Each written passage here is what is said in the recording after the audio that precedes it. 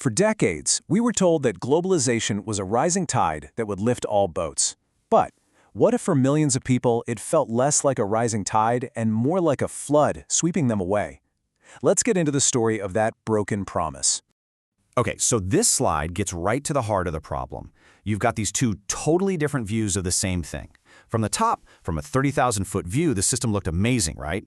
Profits were strong, we had more choices as consumers, and everything was getting more efficient.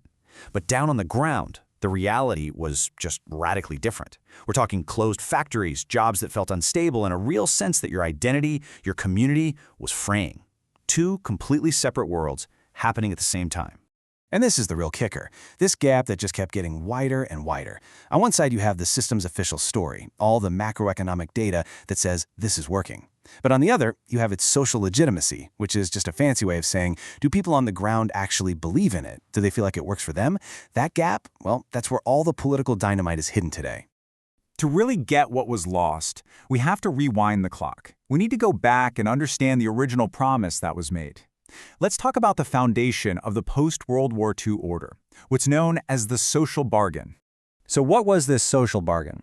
Well, it wasn't a formal treaty or some document that people signed. It was an unspoken promise, an understanding. Society would embrace economic openness, trade, global markets, all of it.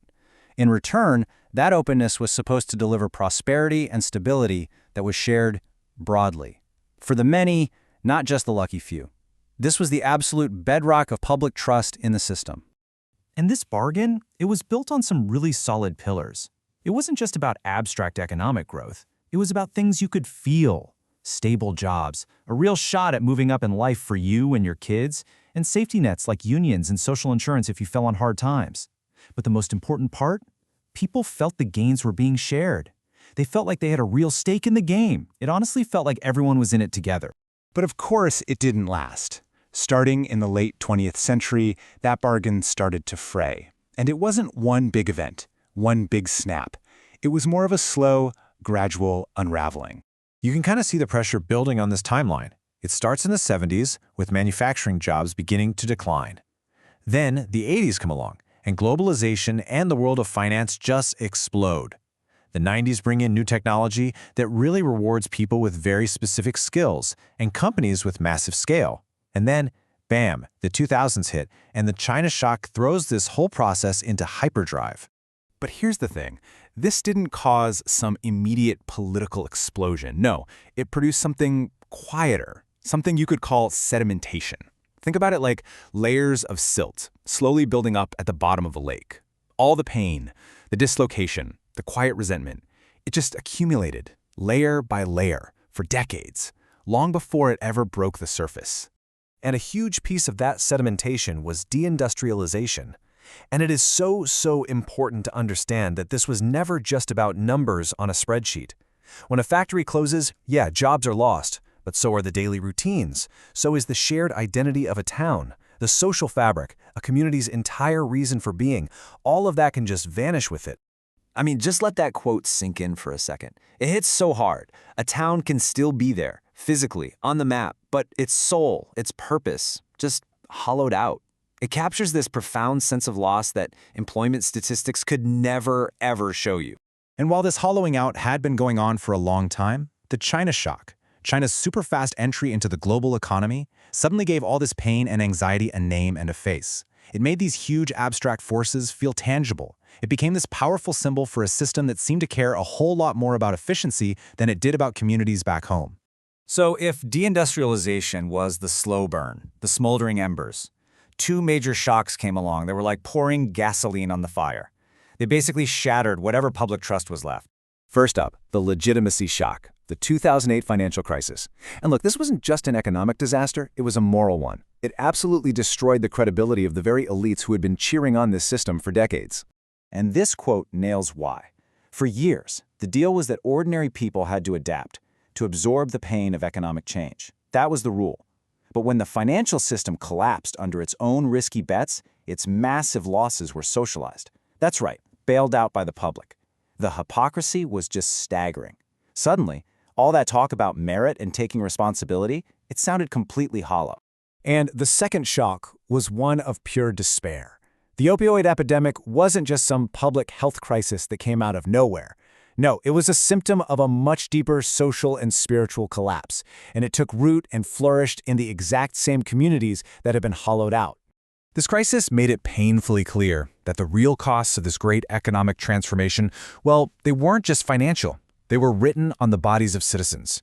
They were familial, tearing apart families. They were spiritual, a crisis of meaning and hope. And they were demographic, literally lowering life expectancy in parts of the country.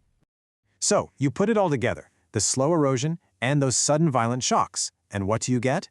You see the final result of this broken bargain, a system that was being hollowed out from the inside. This table here paints a really stark picture of what that hollowing out looked like, a geography of unequal belonging. On one side, you have these thriving metro hubs, magnets for money and talent. On the other, heartland regions seeing the exact opposite. But you gotta look at that last row. That's the one that really stings. Seen and represented versus absent symbolically. Because at the end of the day, the deepest wound wasn't economic. It was the feeling of being invisible. It was the feeling of listening to the national conversation and realizing that the people in charge, the people writing the country's story, no longer seemed to recognize or even value your world, your work, or your life. And that feeling is politically explosive. And that brings us right back to our central idea. This is the broken bargain. It's the total failure of that original implicit promise. The gains from openness were real, no doubt, but they were spread too unevenly. The losses were concentrated too heavily, and the result was a fundamental collapse in the system's legitimacy. Now, you might be thinking, okay, this is a domestic problem, but it's not. Not really. Because a country whose social contract is crumbling at home becomes weaker out in the world. Its people start to question alliances, to distrust their leaders' judgment. You simply can't have a strong foreign policy if your foundation at home is cracked. And this is exactly what happens when that foundation cracks.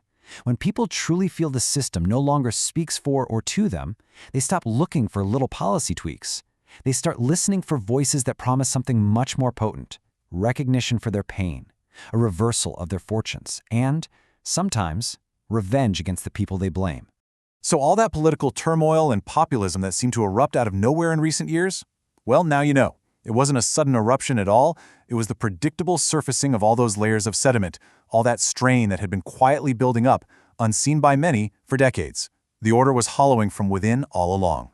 Which leaves us right here, with one final, critical question. History teaches us that an order that's been hollowed out from the inside can't last forever. The old bargain is broken. The real question for all of us now is, what's going to be built in its place?